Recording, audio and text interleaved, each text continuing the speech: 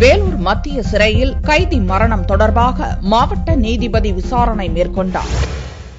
வேலூர் மாவட்டம் வாணியம்பாடி காதர்பேட்டையைச் சேர்ந்த முபாரக் திருட்டு வழக்கு தொடர்பாக கடந்த 2011 சிறையில் அடைக்கப்பட்டார். 6 ஆண்டுகள் தண்டனை கைதியான முபாரக் சிறையில் பணிபுரியும் போது மயங்கி விழுந்து இறந்ததாக சிறை காவலர்கள் அவரது மனைவிக்கு தகவல் தெரிவித்தனர். மத மேலது கீழே உந்துட்டாங்கன்னு சொல்லி 11 மணிக்கு நைட்டுக்கு போன் வந்துச்சு. நம்மளுக்கும் லேசா அடிபட்டுக்குது, வந்து பாக்கணும்னா வந்து பாத்துட்டு போங்க சொல்லிதான் சொன்னாங்க.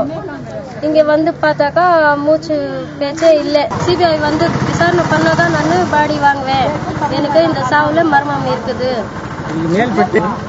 ஜெயில வந்து உந்துட்டாரான்னு சொல்லி சொல்றாங்க. எனக்கு அது சந்தேகம் இருக்குது. எனக்கு 2 பசங்க இருக்குது. என்னோட வலி என் பசங்களது வலி என்ன. முபாரக் மரணத்தில் மர்மம் இருப்பதாக கூறி பிரேதத்தை வாங்க உறவினர்கள் மறுத்தனர். இதையடுத்து வேலூர் JM1 நீதிபதி மும்மூர்த்தி நேரில் வந்து ஆய்வு நடத்தினார். உரிய விசாரணை நடத்தப்படும் என்று நீதிபதி உறுதியளித்ததால் உறவினர்கள் முபாரக் உடலை பெற்றுக் கொண்டனர்.